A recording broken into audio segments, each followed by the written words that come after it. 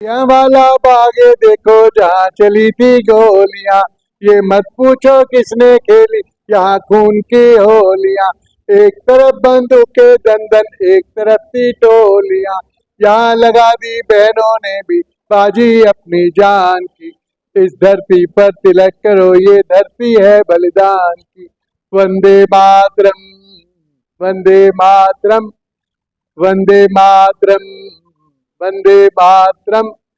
प्यारे बच्चों, आज मेरा सौभाग्य है रिवाड़ी के सबसे अच्छे स्कूल आदर्श विद्या मंदिर में मैं इन प्यारे प्यारे बच्चों के साथ इनसे बातचीत करने आया हूँ।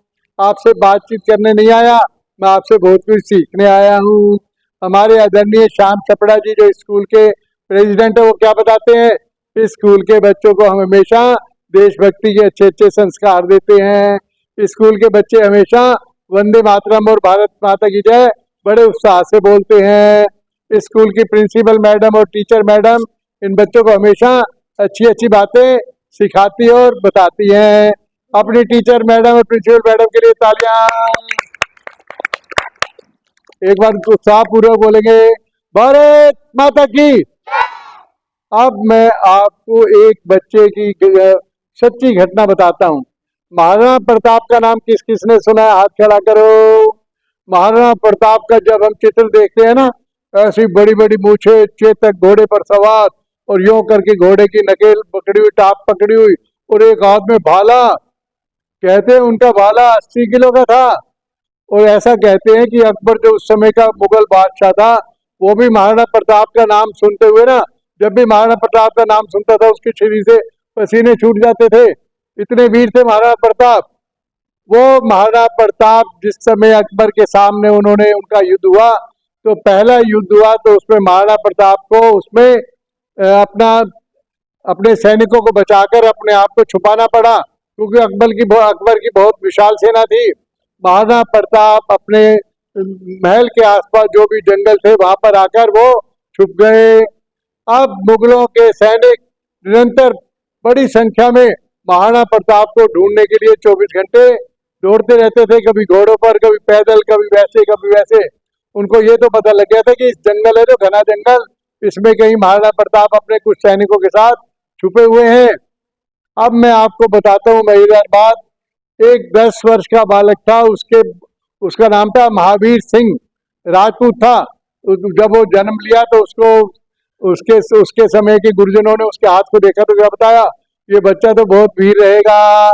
उसके गुरुजनों ने क्या नाम रख दिया उसका, महावीर सिंह। 10 वर्ष की आयु थी। उसके पिताजी रोज महाराणा प्रताप के लिए दोपहर के समय 11 बजे अपने घर से 50-60 रोटियां इकट्ठी करके, सब्जी और अन्य जो खाने पीने की चीज होती है, पानी, ये सब इकट्ठा करके दो लोग कहाँ जाते थे, रोज जंगल में। महाराणा प्रताप उन जो और उनके कुछ साथी थे जहाँ पर छुपे हुए थे, उनको जाकर प्रतिदिन वो भोजन देते थे, कुछ फल देते थे, ताकि उनका जीवन चलता रहे, उनको भोजन और उसके अभाव में परेशानी ना हो। प्रतिदिन की उनकी ड्यूटी थी आसपास के 10-20 घरों से 70-80 रोटियां इकट्ठे करते, कहीं से फल लाते, कहीं से सब्जी लाते, कहीं से दूध लाते, कहीं से दही लाते, कहीं से पानी लाते, और दो लोग अपने पास अपने थैलों में भरकर वो सारा सामान किसको लेके आते थे, महाराणा प्रताप को जंगलों में।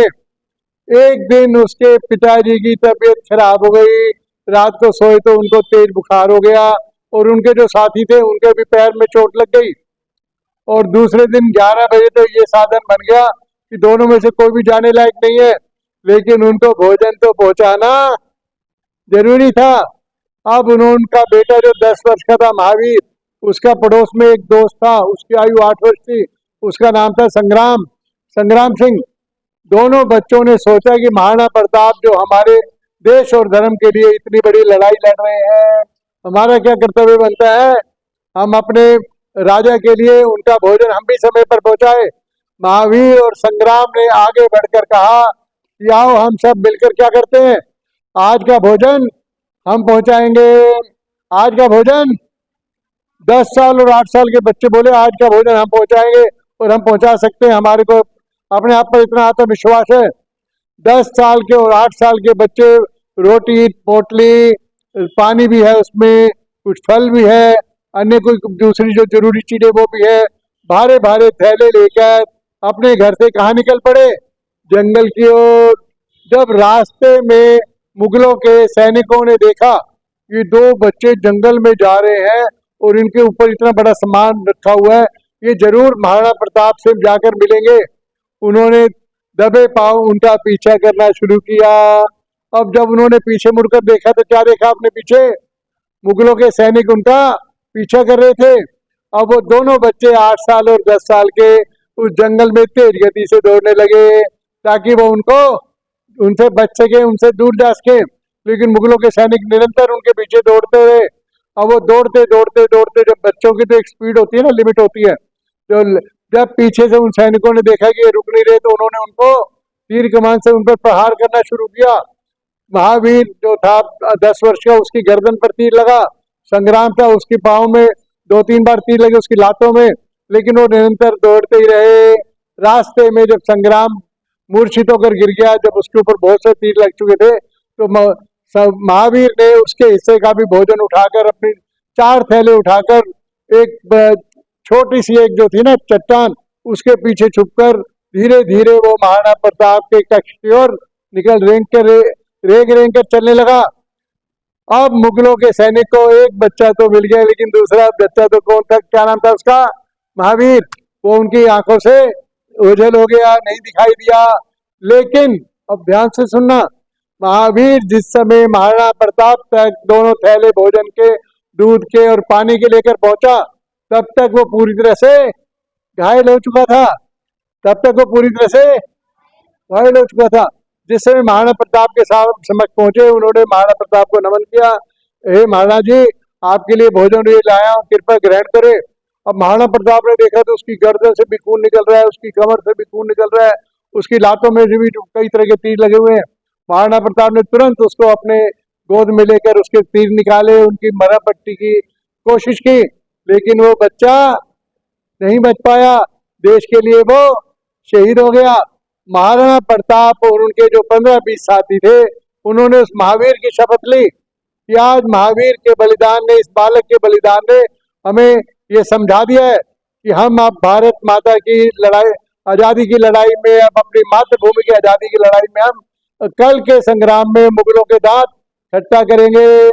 अगले दिन महाराणा प्रताप ने अपने बचे हुए सैनिकों, जो 400-500 की संख्या में आसपास थे, उन सबको इकट्ठा करके क्या किया? मुगलों के पड़ाव पर धावा बोला और बड़े उत्साह पूर्वक, बड़े जोश के साथ, और उस दिन के युद्ध में महाराणा प्रताप की विजय हुई। उन सभी ने महावीर 10 वर्ष के बालक के बलिदान को नमन किया। एक छोटे से बालक के बलिदान ने हमारे देश के इतिहास को बदल दिया। बोलो भारत माता की वंदे वंदे। आज के लिए इतना काफी।